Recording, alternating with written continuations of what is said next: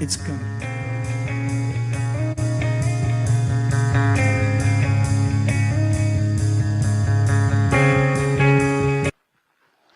É isso aí, meus nobres irmãos. Vamos dar continuidade no nosso curso. Versículo de número 6 do profeta Daniel, capítulo 1, versículo número 6, onde nós paramos na aula passada, e vamos estudar o livro do profeta Daniel. Estudar o livro do profeta Daniel é ouvindo os mandamentos de Jesus. Jesus mandou que nós examinássemos as escrituras de dia e de noite. Mas falando-se de livros, principalmente de livros do Antigo Testamento, que nem Jesus se referiu, Jesus usou a lei, Jesus usou os tópicos de Deuteronômio para vencer a tentação. E Jesus cumpriu muitas leis, mas ele mandou ler aos seus discípulos, ele pede aos discípulos que leia o livro do profeta Daniel. Isso é o Evangelho de Mateus. Vamos ver a sua Bíblia no Evangelho de Mateus, no capítulo de número 24. Veja o porquê Jesus manda ler o livro do profeta Daniel. Você vai ver Jesus falando muitas coisas sobre a palavra, sobre a lei, mas mandando ler e perceber, estudar, prestar atenção e calcular, ele mandou o livro do profeta Daniel. Por quê? Percebe-se que o livro do profeta Daniel é um livro importante. Percebe que o livro do profeta Daniel é um livro muito importante para aqueles que são leitores e que estudam a Bíblia, a palavra de Deus. Vamos a Mateus capítulo 24, versículo de número 15. Mateus 24, versículo número 15. Olha o que Jesus diz. E quando, pois, virdes que a abominação da desolação de que falou o profeta Daniel está no lugar santo, quem lê que entenda. Primeiro, Jesus diz que nós temos que ler e entender o que está escrito no profeta Daniel. Ou seja, perceba que Jesus está dizendo, incentivando aos leitores, aqueles que acreditam em escatologia, que esperam e crê na escatologia bíblica, Jesus está dizendo para entendermos. Primeiro, ele diz uma coisa, a abominação que falou o profeta Daniel. Já dá para perceber que esse livro é canônico. Segundo, ele diz, o que falou o profeta Daniel, estando no lugar santo. Quem lê, que entenda. Ele está dizendo que o livro do profeta Daniel é para ser entendido, é para ler e para entender. Não é só para ler, é para ler e entender. Jesus diz, quem lê, entenda. A respeito da profecia, a respeito das profecias, Jesus dizendo que o profeta Daniel é um livro para ser lido, para ser entendido. Então, se Jesus, que é Jesus, ele deu uma atenção ao profeta Daniel e falou que temos que ler e entender o que o profeta Daniel, e Jesus está dizendo, aqui nesse texto, ele está falando exatamente que o livro do profeta Daniel não é um livro para ser entendido para o passado. E não era um livro só para ser entendido naquele momento. Ele diz que o texto que ele está falando, o livro do profeta Daniel, é uma coisa futura. Quando aconteceu, que ele diz, pois quando virdes, ele está falando futuramente, quando virdes, dizendo que o livro do profeta Daniel é um livro profético, é um livro que antecipou as coisas. Ele diz que aqui tem uma desolação no lugar santo, que Daniel já profetizou Jesus, dizendo que no tempo de Jesus ele está dizendo que ainda iria acontecer no livro do profeta Daniel, ainda quando vocês virdes, ou seja, futuro, dizendo que esse livro, Jesus está autenticando, dizendo que o livro do profeta Daniel é totalmente profético. É um livro do Antigo Testamento que é profético para os tempos que vivemos hoje. E Jesus diz, quem lê, entenda. Ele está dizendo que o livro de Daniel tem que ser lido. O livro do profeta Daniel tem que ser entendido. É por isso que nós estamos estudando esse livro do profeta Daniel. E agora nós estamos no versículo de número 6, o seu capítulo número 1. Aqui no versículo de número 6, está escrito assim, entre eles se achavam os filhos de Judá, Daniel, Azarias, Misael e Azarias. Entre eles, o versículo de número 5 Está escrito assim: e o rei determinou a ração de cada dia, e a porção do manjar, do vinho e a bebida, que assim fossem criados por 3 anos, para no qual deles pudessem estar diante do rei. E entre eles estava, entre eles estava, dos filhos de Judá, Daniel, Ananias, Misael e Azarias. Daniel estava entre eles. Entre eles quem? Entre aqueles que estavam sendo preparados para viver no palácio do rei. Entre os que seriam dentro da Babilônia, cediam a tentação do palácio. E Daniel estava entre eles. Ou seja, você pode estar, meu irmão, você pode estar na rua, você pode estar entre os belos, você pode estar entre os drogados, você pode estar nas faculdades, entre os ímpios, você pode estar onde for. Se você desejar ser fiel a Deus, você pode estar onde você estiver. Daniel estava entre eles. O texto diz que Daniel estava entre eles, esses 4 estavam entre eles. Mas mesmo no meio da Babilônia, mesmo entre aqueles que estão sendo preparados para viver o sistema babilônico, mesmo entre eles, Daniel não se deixou contaminar pelas tentações do palácio. E no versículo de número 7, começa-se então uma estratégia do adversário para com Daniel. E o chefe dos eunucos lhe pôs outros nomes. Irmãos, por outros nomes, para Israel, para um judeu, para Israel, um nome significa muito e significava muito. Os nomes era algo que eles traziam na sua ordem genética profética. Havia uma genética profética sobre os nomes deles e sobre a vida dos judeus, sobre os descendentes, sobre aqueles que recebiam o nome. Quando eles recebiam o nome, eles não recebiam só o nome em si, eles recebiam também, junto com o seu nome, uma profecia. Junto com o seu nome vinha como se fosse em forma de uma profecia. O seu nome seria uma antecipação profética. O seu nome indicaria o que ele seria. Por exemplo, o nome de Daniel significa, Daniel, Deus é o meu juiz. Perceba que no nome dele, ele já está trazendo o nome do Deus dele, porque toda vez que você vê El é Deus. Toda vez que você vê a expressão El quer dizer Deus. El quer dizer Deus. Daniel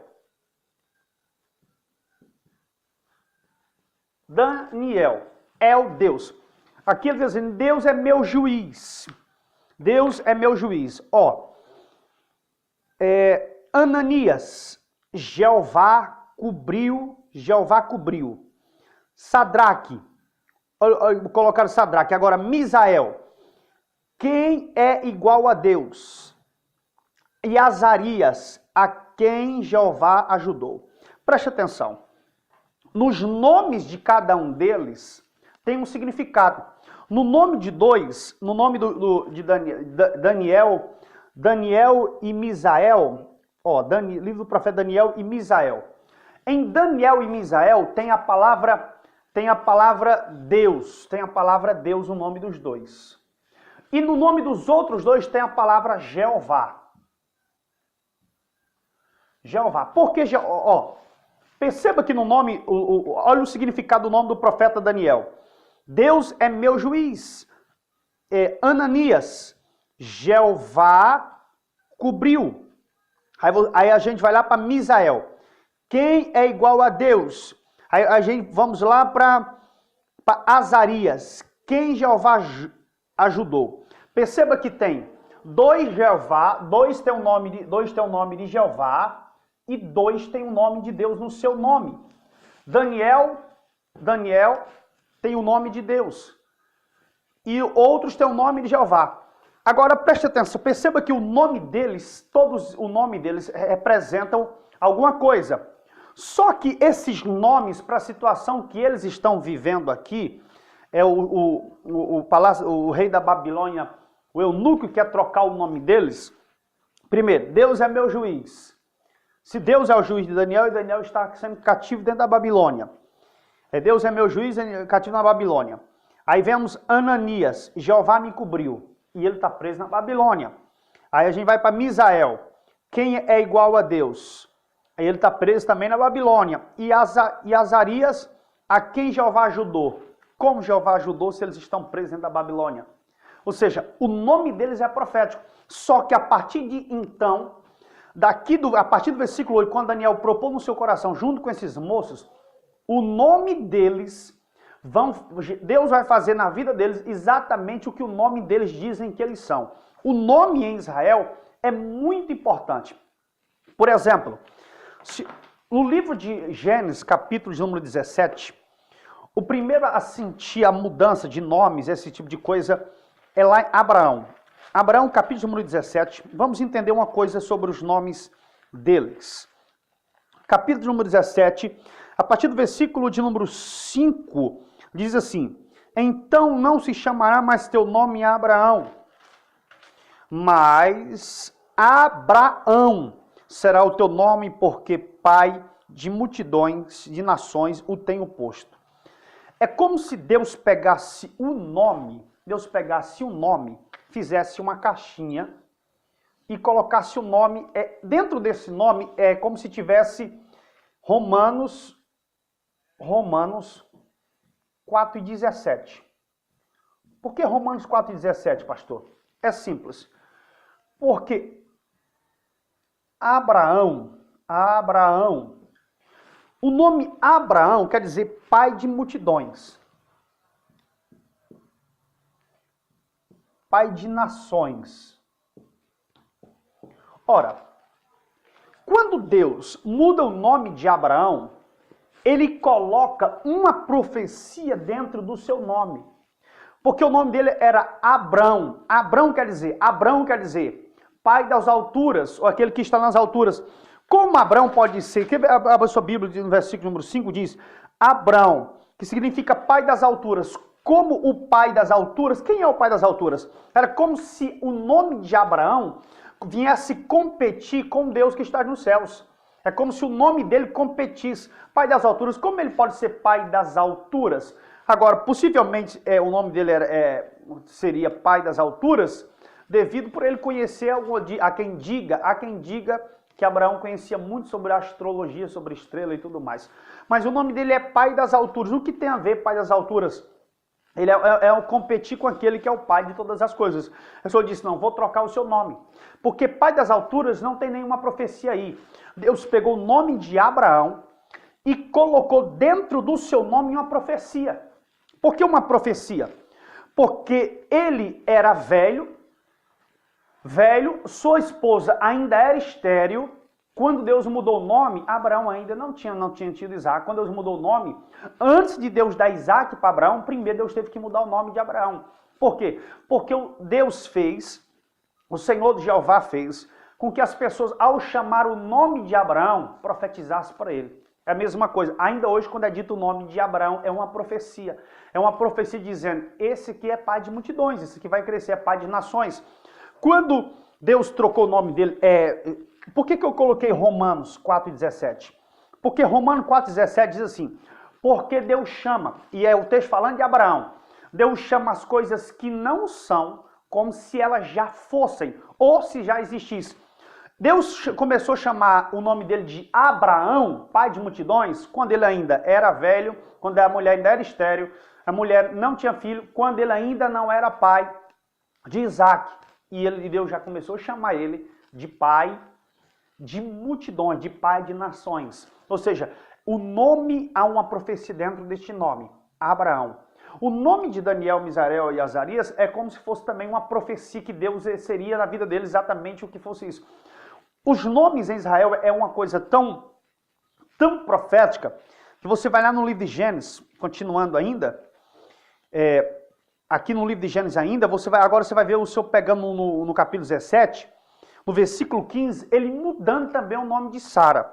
O nome de Sara era Sarai. Aí o Senhor coloca Sara. Sarai e Sara. Em Abraão ele acrescenta um A. Em Abraão, vamos lá. Abraão Deus acrescenta um A. E em Sarai ele tira um I. Ele tira um I. Ele tira um I do nome de Sara. Perceba que ele acrescenta um A em Abraão e ele tira um I no nome de Sara. Primeiro, porque Sara já estava ultrapassando Sarai. Olha aqui, Sarai mais Sara. Deus falando para Abraão no versículo 15. Não chamarás mais Sarai, chamarás Sara, mãe de nações. Por exemplo, quando o Senhor quer mudar um homem, a vida de uma mulher, ele colocou uma profecia no nome de Abraão e uma profecia no nome de Sara. Não foi só em Abraão, porque para Abraão ser pai de multidões, Sara também tinha que ser a mãe das nações. Aí o Senhor colocou a profecia, ele pega a profecia e põe no nome dos dois. Só que quando a pessoa não tem comunhão com Deus, quando a pessoa não tem a fé que tem-se Abraão, ele tira. E quando é que em Abraão, ele acrescenta. O Senhor está sempre acrescentando aqueles que têm fé e servem a Deus, e aqueles que não têm, ele está sempre tirando. Ele tirou um I no nome de Sara, porque Sara já está ultrapassando em Abraão, ele acrescentou para que viesse a profetizar. No livro de Gênesis, capítulo 33, abra sua Bíblia em Gênesis 32, melhor, no versículo de número 27. Jacó no val de Jaboque. E disse-lhe, qual é o teu nome? E ele diz, Jacó.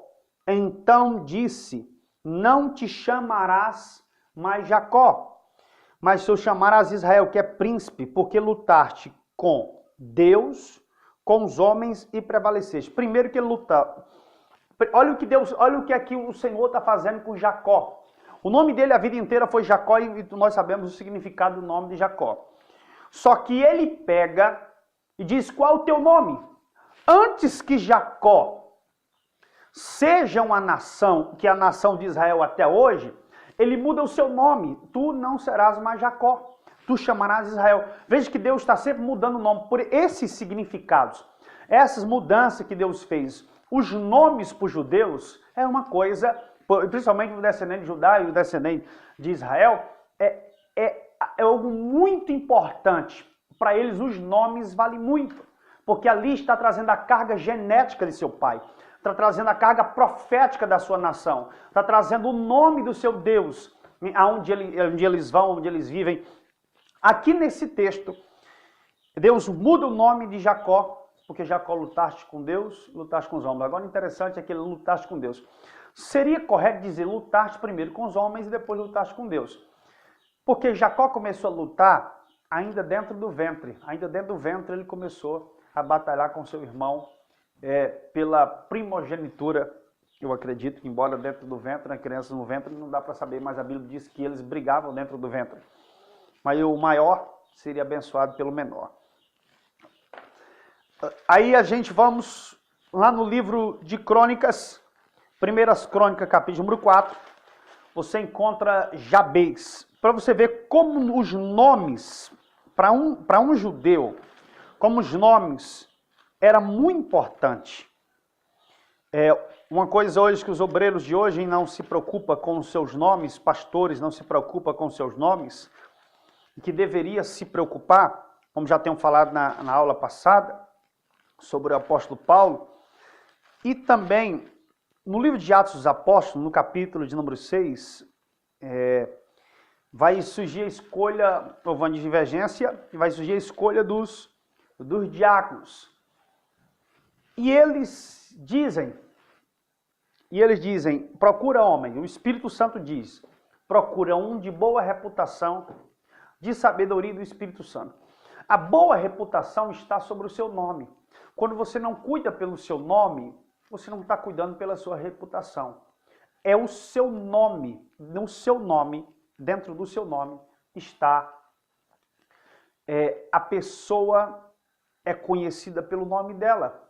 O nome dela é quem identifica a sua reputação. Quando a pessoa vai sujar, você não suja. A pessoa fulano, a pessoa, ela não suja a pessoa, ela suja o nome. Até porque não dá para sujar a pessoa, mas dá para sujar o nome. E sujando o seu nome, suja também a pessoa, surge uma instituição, surge uma família por causa de um nome. Então, o nome é muito importante.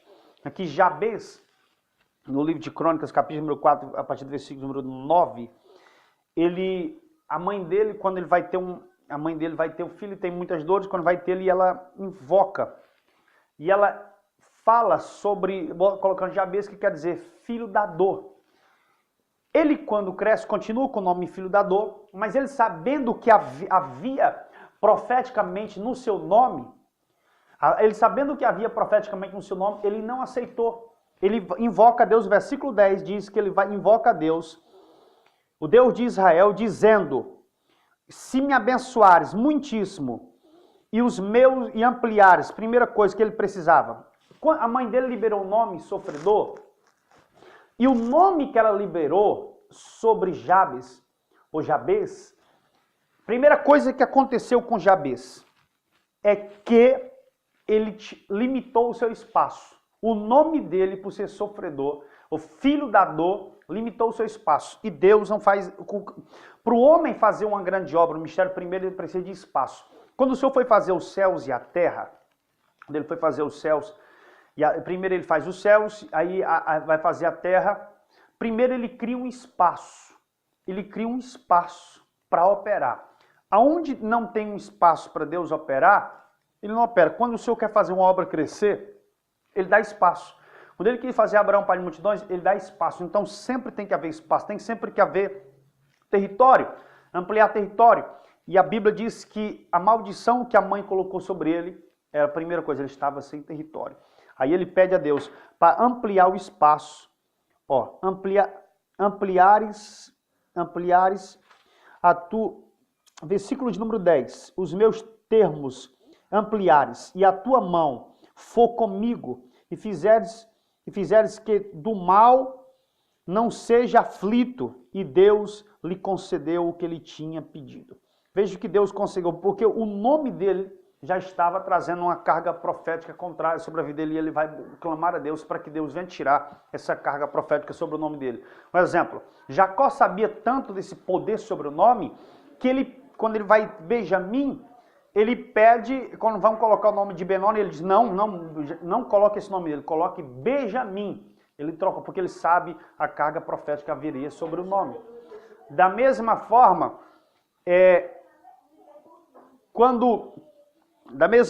quando aqui em Jabes, e lá no livro de 1 Samuel, quando a arca é tomada, Eli cai para trás, a moça que está tendo um filho, uma mulher de um dos filhos de Eli, ela cai, quando ela soube que a arca é tomada, ela tem um filho e coloca o nome Icabó, que significa foi-se a glória de Deus. Então os nomes eram muito importantes. E aqui, o eunuco, no versículo de número 6, está mudando o nome deles.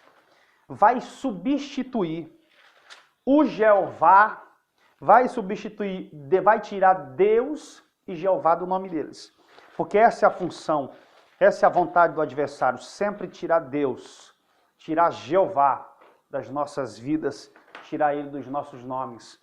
O inimigo não quer que os nossos nomes representem nosso Deus. Não quer que os nossos nomes representem o Deus a quem servimos, a quem falamos, a quem profetizamos, a quem clamamos. Ele vai tentar tirar o Jeová e vai tentar tirar Deus do nome, e eles vão mudar. O versículo de número 7 diz assim: e o chefe dos eunucos lhe pôs outros nomes. Daniel, pôs-se Belsazar. Olha, Daniel, Deus é meu juiz, de Belsazar, que quer dizer, Belazul, protege sua vida. Perceba, está colocando outro significado. Ele está tirando o Deus de Israel, Deus é meu juiz, e colocando o Deus da Babilônia, no nome de Daniel. Aí, continuando.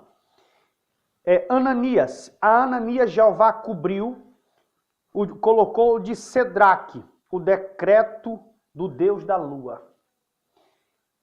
E Misael, a quem é igual a Deus, e de Mesaque, o Deus da lua, e de Azarias, a quem Jeová ajudou, colocou Abidnego, servo de Nego. Servo de Nego.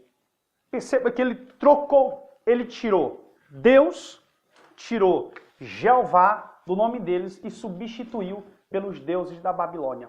Pelos deuses da Babilônia. Por quê?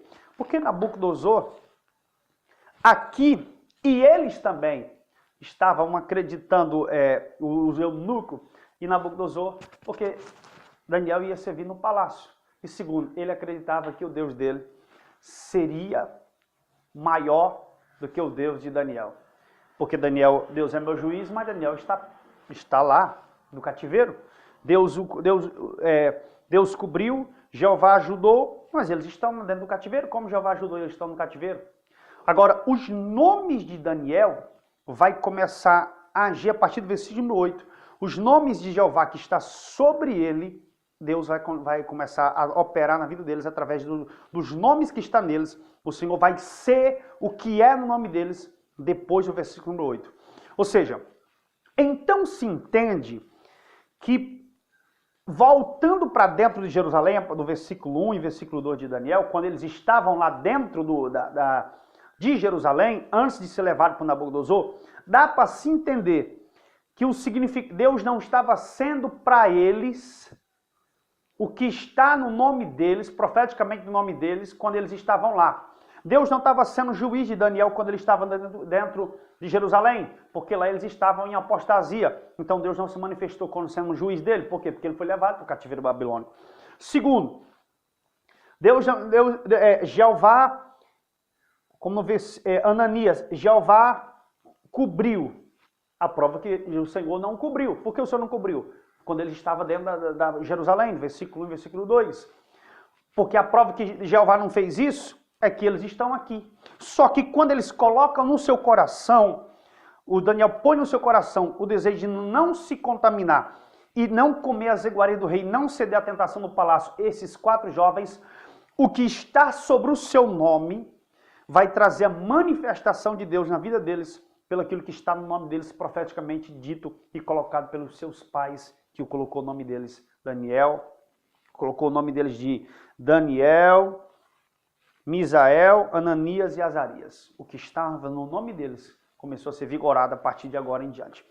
Porque é isso a vontade do adversário. O diabo luta muito para manchar o nome de Jesus, para manchar o nome da igreja, para manchar o nome dos servos de Deus, para manchar o nome dos pastores, para manchar o nome dos irmãos, das irmãs, dos obreiros, e muitos estão com o nome mudado. Eles querem tirar o inimigo, o sistema babilônico, quer tirar Deus do nosso nome e quer colocar um defeito em nosso nome. Porque tem pessoas que já não é mais conhecida pelo nome, é conhecida pelo o crente que não paga, é conhecido pelo que engana, é conhecido por aquele que fala mal, é conhecido pelo crente fofoqueiro, é conhecido por isso porque o inimigo conseguiu tirar o peso do seu nome e colocou o peso no seu defeito. Você não é conhecido pelo nome, você é conhecido pelo seu defeito, infelizmente, como também somos conhecidos pelos nossos dons. E aqui ele tenta fazer isso com os jovens. No versículo 8, que é o versículo chave desse livro de Daniel, porque aqui no versículo de número 8, por essa atitude, é que ele agora, por essa atitude dele, não de Deus, por essa atitude, é que Daniel será de fato profeta. Ou seja, por essa atitude o Senhor vai fazer ele ser profeta, como ele não tem chamado de profeta e não foi chamado para ser profeta. Daqui em diante, Deus vai fazer ele ser um profeta por essa atitude do versículo número 8, que é o versículo chave do livro do profeta Daniel. Olha o que o versículo 8 diz. E Daniel assentou no seu coração não se contaminar com a porção do manjar do rei, nem com o vinho. Olha o que ele fez, nem com o vinho. Daniel está guardando o local certo. O local certo de ser guardado. Um exemplo, o livro de Provérbios, Salomão já tinha escrevido Provérbios, ele já entendia, porque Daniel já conhecia o livro de Provérbios, até porque é bem muitos anos depois de Salomão, e havia os Provérbios de Salomão. E Salomão havia deixado um conselho no livro de Provérbios, que se tem de se guardar alguma coisa, Guarda o teu coração. Agora, o texto diz que ele diz, e assentou no seu coração. Ou seja, estou decidido. Colocou no coração não se contaminar. A decisão de Daniel de não se contaminar, com as iguarias do rei, trouxe para Daniel pelo menos muitos benefícios, porque daqui em diante, você vai ver agora Deus trabalhar com Daniel sendo juiz dele. Daqui em diante, você vai ver no capítulo 3, você vai ver Deus operando nesses 3 moços, o que é no nome deles. Daqui em diante, os benefícios de Daniel de não se contaminar, os benefícios vai começar a acontecer na vida de Daniel por causa da decisão do versículo número 8. Por não querer, ele assentou no coração, o versículo 8 diz, e assentou no seu coração, propôs no seu coração, não se contaminar. Primeira coisa que o crente, o obreiro, o pastor, tem que sempre colocar no seu coração, não se contaminar. Jesus esteve no meio dos fariseus, não se contaminou. Jesus esteve no meio dos pecadores, não se contaminou. Jesus esteve no meio de muitas dos doentes, ele não se contaminou por nada, por nenhum tipo de raiz de amargura, ele não se contaminou pelo pecado, ele não se contaminou pelos banquetes, Jesus não se contaminou pelos falatórios, Jesus não se contaminou por nada. E Daniel assentou no seu coração a não se contaminar. Ou seja, não se contaminar não é uma decisão das pessoas que querem nos contaminar. É uma decisão minha de eu não se contaminar. Se eu não quiser me contaminar, é uma decisão minha. E às vezes, muitos usam desculpa dizendo, não, eu não queria, mas fulano fez isso comigo, ciclano fez isso comigo, mas é uma decisão sua, não se contaminar. Não, outros quando querem ceder o pecado dizem, eu não queria, mas eu fui fraco e fulano me tentou. Não, é uma decisão sua. Ele sentou no seu coração, é uma decisão dele, não se contaminar. No versículo 8 ele diz, e assentou no seu coração a não se contaminar. Primeira coisa que nós temos que colocar no nosso coração, a não se contaminar. Se a igreja do século XXI, os obreiros, os pastores, colocassem no seu coração a não se contaminar. A não se contaminar com a porção do manjar do rei, nem com o vinho, com vinho que ele bebia. Portanto, pediu ao chefe dos eunucos que lhe concedesse não se contaminar. Meus irmãos, aqui está a tentação do palácio. Aqui, esse vinho é o vinho do rei, é o vinho do palácio. Ou seja, aqui está o melhor vinho, aqui está o melhor manjar que havia na Babilônia. Em toda a Babilônia, em todo o seu território da Babilônia, o melhor vinho era esse, o melhor manjar era esse, o de melhor, imagina o de melhor de um país. O de melhor dessa nação, tudo de melhor desta nação, vim para você. Era o melhor da nação, foi dado para Daniel. O melhor da nação era para ele comer, ele beber, era para ele fazer, para ele vestir, ou seja, mas ele resolveu não se contaminar. Era o melhor da nação, mas para Daniel, contaminava ele. Contaminava. Perceba, quem vai dizer, a palavra contaminar quer dizer uma coisa mal, uma coisa ruim, porque a palavra contaminar soa como uma forma ruim, é uma forma pejorativa de falar, porque imagina ele dizer para o eunuco, eu não quero me contaminar, ele estava dizendo que era uma coisa imunda. Para Daniel era como se fosse imundo, contaminava ele, porque a própria lei, segundo a lei de Deuteronômio, e a lei dizia que eles não poderiam comer animais ou carne ou algum tipo de alimentação sacrificada a outros deuses. E nós sabemos muito bem que essas comidas seriam sacrificadas aos deuses da Babilônia. Porque o primeiro pecado do homem, como já disse no vídeo passado, o primeiro pecado do homem não foi com outra coisa. O primeiro pecado do homem foi com comida. O inimigo tenta nos corromper com comida. O que tem de pessoas doentes e pensam, e não é pecou, é uma pessoa piedosa, serve a Deus, serve ao Senhor, mas infelizmente vive doente e pergunta por quê? Por quê? Porque às vezes deve ser na sua boca. Porque você come tudo, não ora a Deus. Porque os crentes, a maioria dos crentes deixaram o costume de orar na hora de alimentação. Entra numa churrascaria, não sabe quem é consagrado aquela comida, eles não oram. Eles chegam em algumas lanchonetes, vão comer e não oram. Não dá graças a Deus por aquele alimento, e não sabe a quem aquele alimento foi consagrado, não sabe a quem aquele alimento, para quem o dono daquele estabelecimento crê. Porque Deus não vai dividir sua glória com nada nem com ninguém. Se o dono do estabelecimento acredita em qualquer tipo de entidade, em rosa, em sal, em alho, em patuá, então Deus não vai dividir a glória com ele. Então o espírito maligno começa a operar através daquilo ali. Aí você chega no lugar, senta, come, não dá graças a Deus, depois fica doente do estômago, doente de várias outras formas, porque o inimigo te pegou de uma forma em que ele pegou Eva lá atrás, pegou vários homens de Deus pela comida, pegou o profeta novo pela comida e pela bebida. Então, o melhor da Babilônia para Daniel era imundo para Daniel. O melhor deste mundo, que não seja para o nosso Deus, que seja pecado, nos contamina. O melhor desta nação, que não é para agradar a Deus, te contamina. Não ceda. Daniel diz, olha o versículo diz, portanto pediu ao chefe dos eunucos que não lhe concedesse, não se contaminar. No versículo 9, ora, Deus, agora aqui começa o operar de Deus no versículo 9, a decisão do versículo 8, de não se contaminar com o melhor da Babilônia, agora Deus começa a agir no versículo de número 9.